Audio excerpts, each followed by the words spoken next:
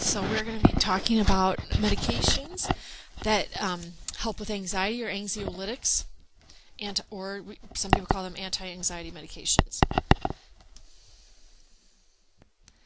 So if we look here, we can look at some different classes of medications: benzodiazepines, antihistamines, antidepressants, antihypertensive. All of these can be used for anti-anxieties. The benzodiazepines, you can see some of these, you probably are familiar with them. Clonazepam is Klonopin, lorazepam is Ativan, diazepam, Valium. And we'll talk specifically about benzodiazepines in a minute. You can see the antihistamines, Benadryl, Vistrol, you're probably familiar with.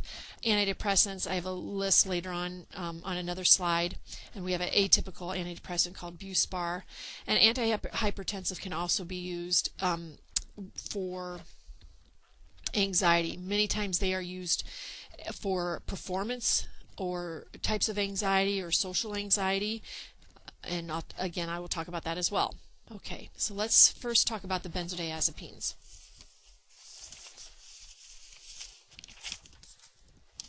Okay, benzodiazepines, I mostly think about them as anti-anxieties, but sometimes these also can be used for muscle relaxants or possibly for some pre-op muscle relaxant. Many times, especially like Valium, can be used as an anticonvulsant.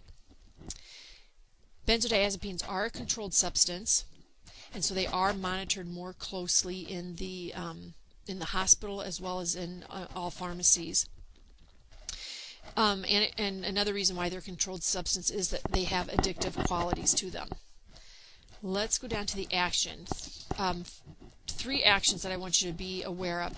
First one is that benzodiazepines can potentiate the neurotransmitter GABA.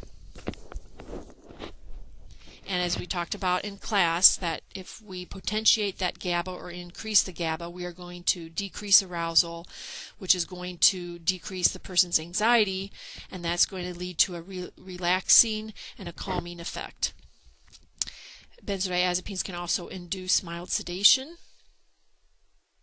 And of course, the more that you have, the more sedation or sleep producing that it can cause. It also depresses the levels of the central nervous system, and therefore a tolerance can develop, and it can be addicting. We've talked about benzodiazepines way back at the beginning of the semester when we talked about replacement therapy, where we replaced alcohol with a benzodiazepine because they're both CNS depressants, and we substitute a benzodiazepine so they will have a safe withdrawal from alcohol and that we can monitor it more closely. Okay, so that's the main action that I want you to know. Side effects. The most common side effect is sedation or drowsiness. And many times the sedation and drowsiness are worse at the very beginning of treatment, and as the person stays on it for a while, it becomes better. Other side effects: unsteadiness, person's gait, weakness, fatigue, decreased heart rate, increased blood pressure, possibly confusion. Now, if a person has too much of a benzodiazepine over the side effect, or just have more of a, it's not just a side effect is what I'm trying to say. If a person really has too much, we can have ataxia, slurred speech, and dizziness. And if you think about what kind of picture does that paint, a person with ataxia, slurred speech, dizziness, many times that kind of looks like a drunk person, okay, somebody who's intoxicated, so just kind of keep that in mind. Now, people can have too much of this medication for a couple of different reasons. One might be that the person intentionally is taking too much because they want to have a high, they want to have that feeling. Another reason might be that the doctor has just overprescribed, not intentionally, but it's just too much for that person. And if that's the case, we do want to talk with the provider and have a decrease in that medication, because we don't want our patients walking around and feeling like they're drunk or feeling that they're kind of out of it. Contraindications would be anybody with severe respiratory or kidney disease, any person who has a history of substance abuse, glaucoma, anybody who is pregnant and or breastfeeding, other contraindications, anybody who is alcohol or a CNS depressant. And then we always, because of this kind of CNS depression, we always want to caution people when they're using heavy machinery or driving or anything that needs a really quick reflex or action or quick concentration, just because they might not have that reflex or they might be too drowsy to operate those driving or heavy machinery. Sometimes that can improve the longer they're on it, but we just make sure that we need to teach them about that. Okay, nursing interventions. We want to assess the person's anxiety level. That kind of goes without saying. Just before you would give a pain medication, you want to assess the patient's pain level, right? So the same with the benzodiazepines. Make sure we're assessing anxiety level. The benzos can help with anxiety. They are quick acting, so it is a very good medication to use as a PRN. It's recommended that people only be on benzodiazepines for 4 to 8 weeks.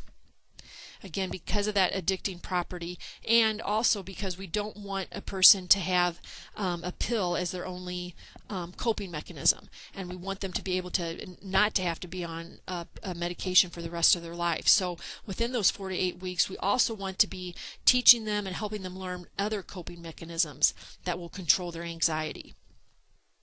And then again, not to have them on it long term. Are there people who might be on it longer than 8 weeks? Yes, who are experiencing more severe anxiety and that sort of thing. But in general, that's the recommendation. And certainly, if a person is on it for longer than a year or 2 years, we really should be thinking about why are they on it for this long, and are there ways that we can get them off of this medication? Let me go back to assessing anxiety level. This is very important also, because just because a person is requesting a benzodiazepine, we assess their anxiety. If they say they're only at a 2, well, it might be that they need some education that, anxiety is a part of everyday life, and we might not always be anxiety free, and we do need to learn how to tolerate anxiety. Also, even if they're, say, at a 5 or a 6, it might be that we say, okay, before I give you your medication, why don't we go down to your room and why don't we practice some of those deep breathing exercises that we talked about, or practice some of those relaxation techniques, and help them do the non-pharmacological interventions first before we automatically, give them a pill.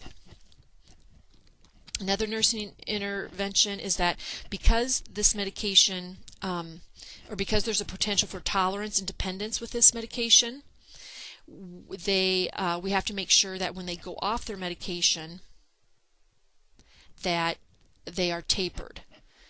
They need to be tapered off this medication because they can go into withdrawals similar to alcohol, but some of those withdrawals, sometimes anxiety, numbness, nausea, sweating, and the worst case scenario would be that they would have a seizure because they did not withdraw from it.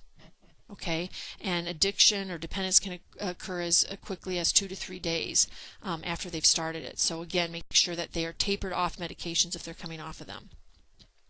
Another nursing intervention, again, they should not be drinking alcohol while they're on this medication. Alcohol can potentiate, or they both can potentiate each other and sedate the central nervous system. And also just to remember that these medications can be abused. Okay, other non-benzo medications that can also be used for anti-anxiety is the class of antidepressants. And I have some of them written down here. I'm not going to specifically ask about individual ones, but just kind of for your information, Effexor has good evidence with generalized anxiety disorder, and clomipramine has good results with OCD. Now, there are many of these antidepressants, especially the SSRIs like Prozac and Zoloft, that also have an anti-anxiety component to them. And so for a person who needs to be on an anti-anxiety for a longer period of time, maybe for a year, maybe for 2 years, this is going to be much preferable to have them on this type of medication or antidepressant than on a benzodiazepine.